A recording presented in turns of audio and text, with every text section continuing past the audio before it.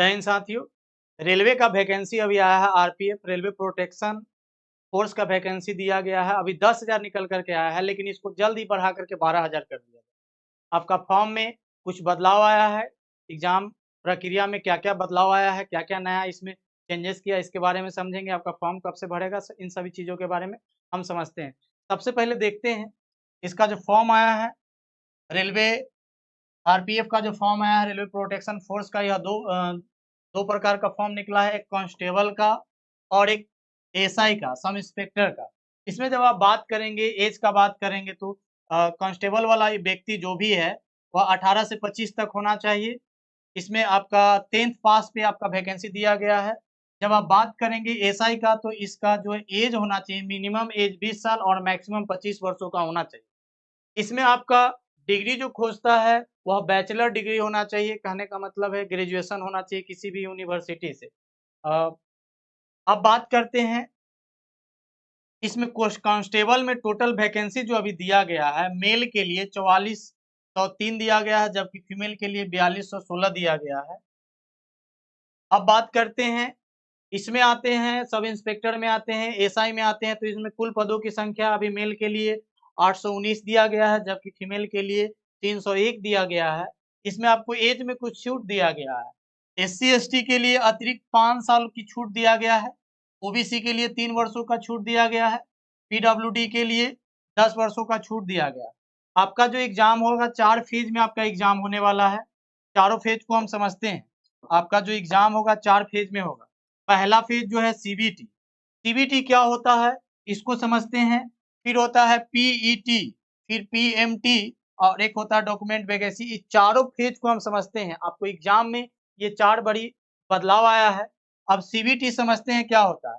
Computer based exam होता है। CBT जो होता है कंप्यूटर बेस्ड एग्जाम होता है। यही आपका मेन एग्जाम होता है, जिसमें आपको मैथ से 35 क्वेश्चन, रीजनिंग से 35 क्वेश्चन, जनरल अवेयरनेस से 50 क्वेश्चन, कुल क्वेश्चनों की संख्या 120 होता है। प्रत्येक क्वेश्चन एक एक नंबर का रहता है। टोटल आपका टाइमिंग जो है, समय दिया जाता है, 90 मिनट का समय रहता है। आपका नेगेटिव मार्किंग 1/3 रहता है।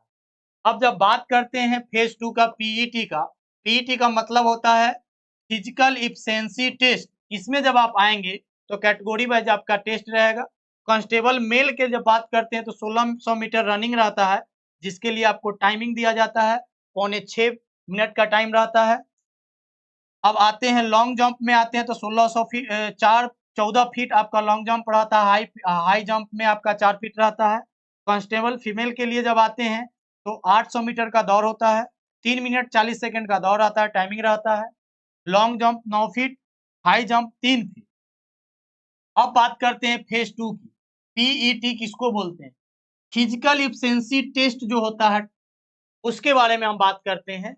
इसमें कैटेगरीज वाइज दिया गया है।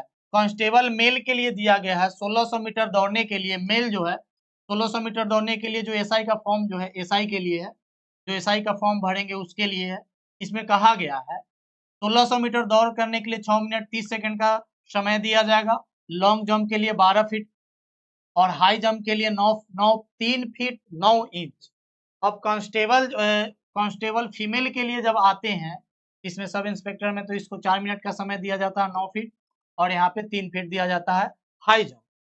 फेज 3 में आते हैं तो फेज 3 में आपका पीएमटी, फिजिकल मेजरमेंट टेस्ट, इसको समझते हैं यह क्या होता है। यूआर और ओबीसी के लिए हाइट जो होता है 1.65 से लेकर के 1.57 तक खोजता है। इसमें आपका चेस्ट खोजता है 80 से लेकर के 85 तक।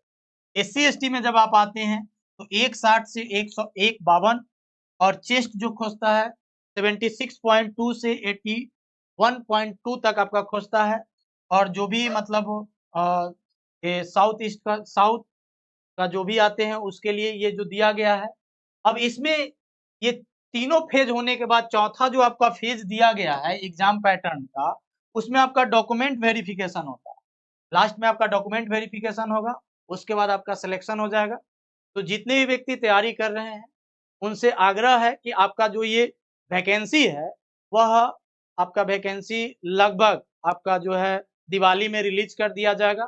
इसको 12,000 करके रिलीज किया जाएगा। अभी फिलहाल लगभग 10,000 दिए गए हैं, 9700 कुछ दिया है, इसको आप 10,000 कह सकते हैं। इसको बढ़ा करके 12,000 कर दिया जाएगा। बहुत-बहुत धन्यवाद।